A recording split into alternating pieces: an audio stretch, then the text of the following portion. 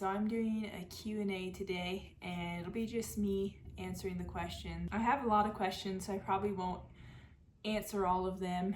I guess I always worry a little bit that like if somebody sends in their question and they wonder like why I didn't answer it or whatever. There are a lot on here and I can't like choose all of them, so. Okay, how did you let go of legalism? I'm currently working through it.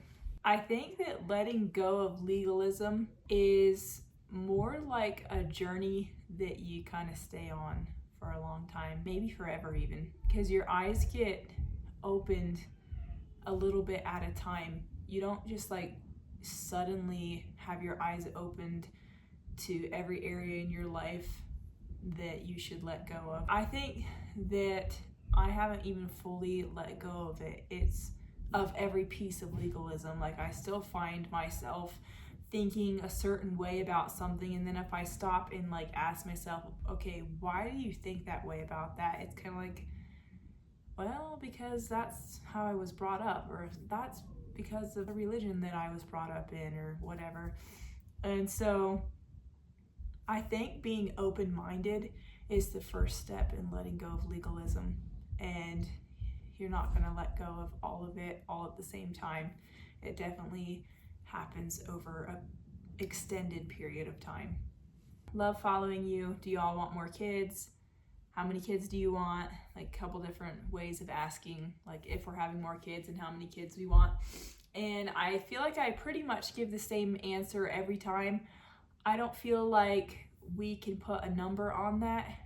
There are seasons when I feel like I'm done, but it's more like a done for now thing, because like I always come back around to wanting another baby, and I get baby fever really bad, and I do not have any trouble getting my husband on board with that. He is always ready for a baby, another baby, like always. So those of you that say you're trying to convince your husband for one more, I'm sorry, but I can't relate to that. We're kind of the opposite, I think, of most couples. But yeah, we can't put a limit on it. I just don't know. I want more, but I don't know how many more. Would you do another unassisted birth if you ever had another baby? Hands down, I would do another unassisted birth. It was the best birth experience I've ever had out of my 4 births. Out of my 3 home births, it was the best. But I'm sure all of us know there are some risks and things that go along with that, especially if you live really far out in the country, you're kind of far away from hospitals and stuff. There are some risks that you take going that route, and I kind of battle back and forth somewhat with knowing like what I would do for sure. So that's kind of a hard question to answer. I would definitely want to, but like I can't say a definite yes or no that I would or wouldn't. What made you move to Colorado? We want to move west in the next couple years. Any advice? So we basically just moved to Colorado because we loved it here. There's a really great farm community. Like there's a lot of agriculture going on around here where we live, and my husband grew up on a farm, like a dairy farm, chicken farm, and we both wanted to raise our kids in that same type of environment. And plus they're like the outdoor activities are endless here, and it's just so vast and wide and open, and it just feels like you can just go here. And there's like a pioneering spirit, I feel like, out west more than there is back east. Like it's not all civilized and built up, and we both really love that a lot. And so that's why we moved here. As far as advice goes, if you're moving from back east, the climate's definitely different. The dryness can be hard to get used to at first. I had like really dry skin and like itchy scalp when we first moved here. Like it was really intense for a while, and it just can take a while to get adjusted to that. As far as like the people go, they're kind of different than back east. They're friendly and kind. I feel like they're more the outdoor enthusiast type of people. I don't know exactly what kind of advice you're looking for, but I'd say go for it if it's something you really want to do. Have you thought about taking custom orders for your sewing? You make the cutest clothes. I have had some experience with this in the past, and I have no desire whatsoever to do custom clothing, so that's a hard no for me. But thank you. I'm glad you like my clothing and think they're cute. I'd like to start sewing. Goal is to make clothes for me and my girls. Where and how do I start? Okay, if you don't have a sewing machine, go get the $80 or $90 Brother sewing machine from Walmart. It has fantastic reviews. It's a great beginner machine. I actually just bought one for myself because my machine broke down and I really needed something quick. It works great. It's maybe not gonna last forever, but it is a really great beginner sewing machine to invest in. It's really not that terribly expensive if you wanna go with something that's brand new. Otherwise, you could maybe get something on Facebook Marketplace. That's what I did when I was younger. Also, for like sewing tutorials, just go to YouTube. There's literally everything that you need to know on YouTube for sewing. You can look up absolutely everything.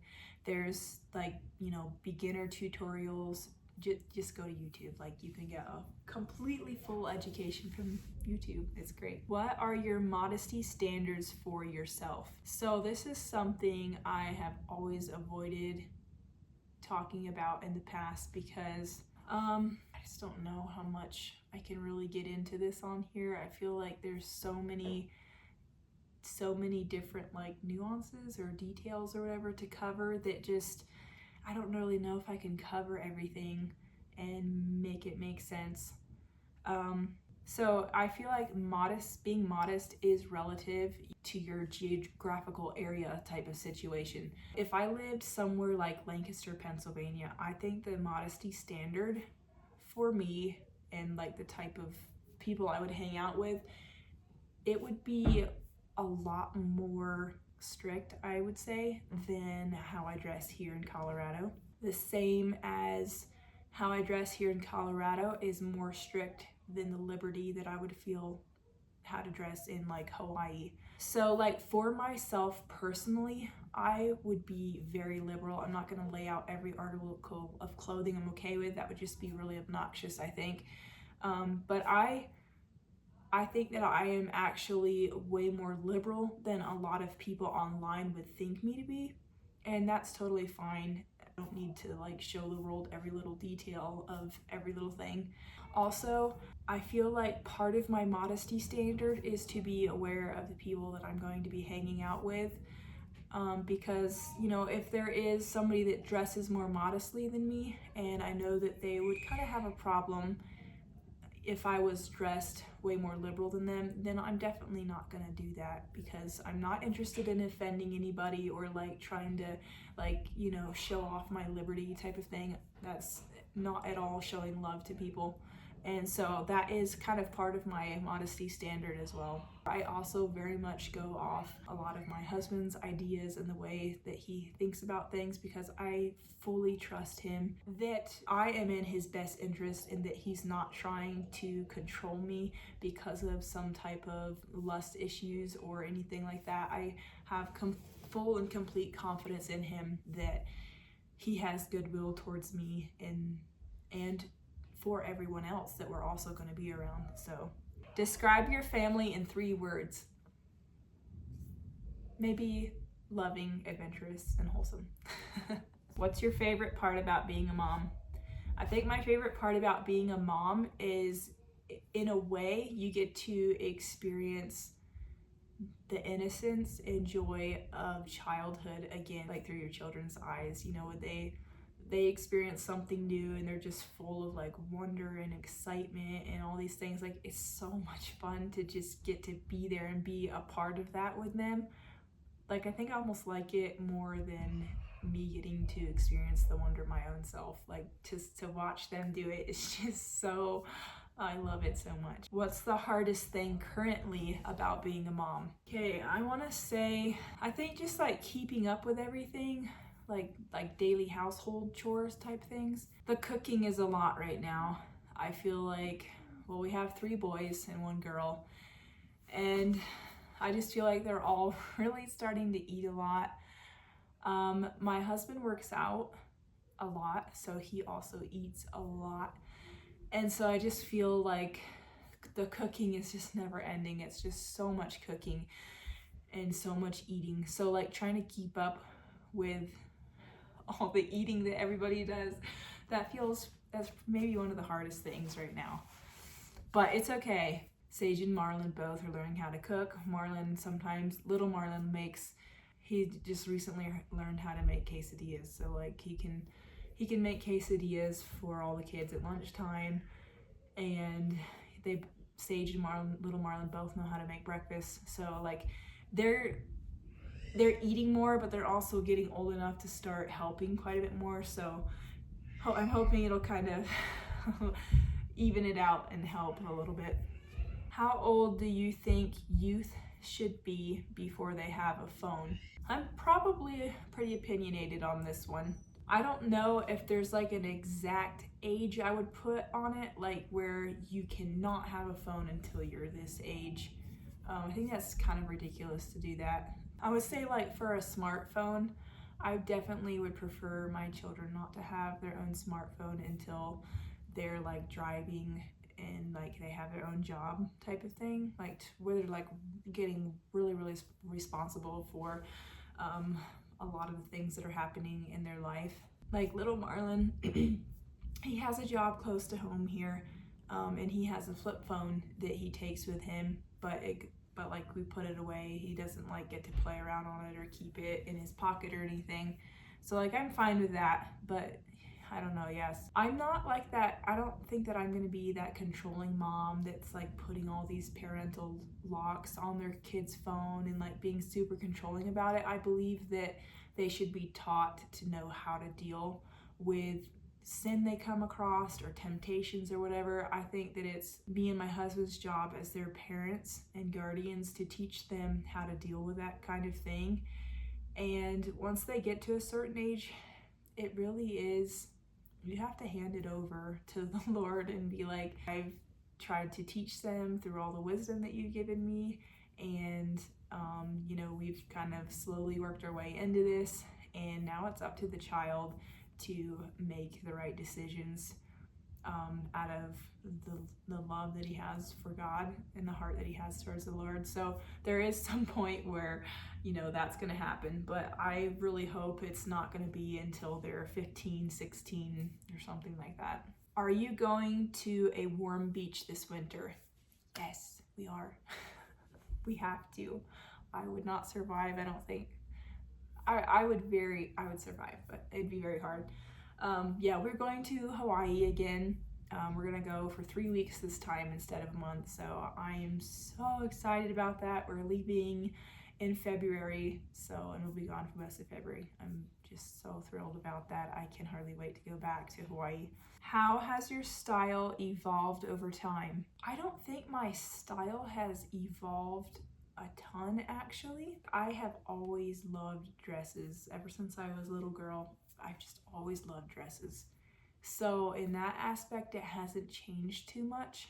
I think like moving away from legalism has maybe like loosened up like more strict modesty standards. But as far as like style goes, I'd say like I have just always really loved dresses, and that's kind of what I've been into for the past, I'm 30 years old, so since I was old enough to know better, I guess. I do enjoy like a good pair of jeans and a cute shirt too, way more than I used to. But yeah, I feel like I've kind of mostly been the same for a long time now. I mean, like maybe small adjustments here and there, like I like crop tops a little more now and stuff, but like still I love beautiful flowy dresses. Like that's just me, I guess.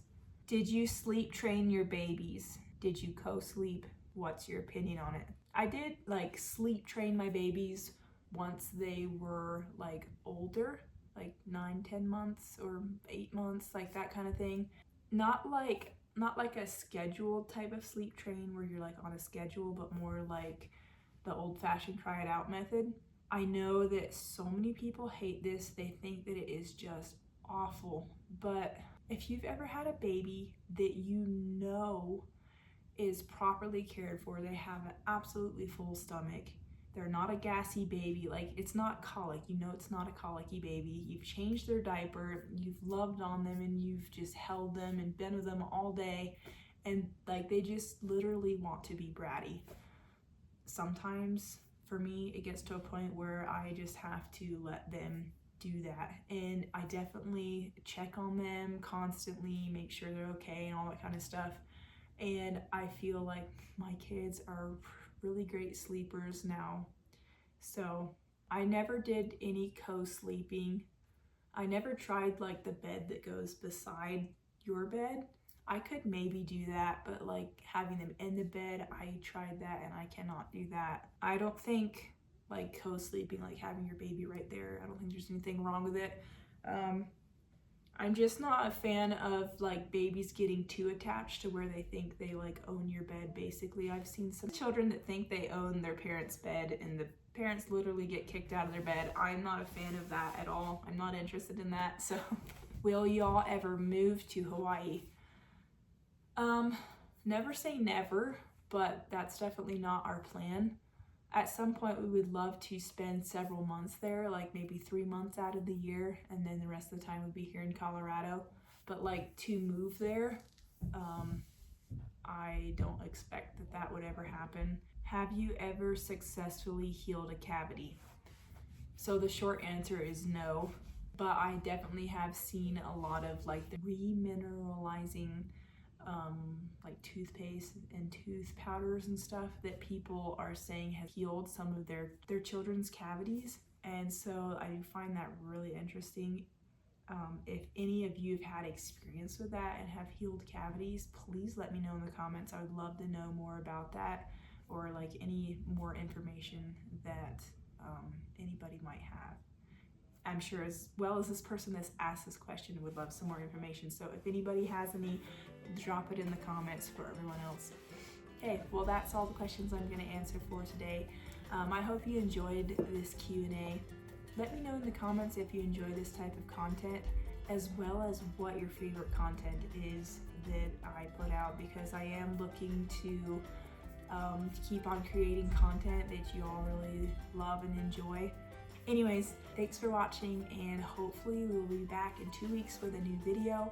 Hopefully that one will be more of like a family adventure video, because I do have some plans for the next video. So thanks for watching. Please hit the like and the subscribe button, and we will see you in 2 weeks.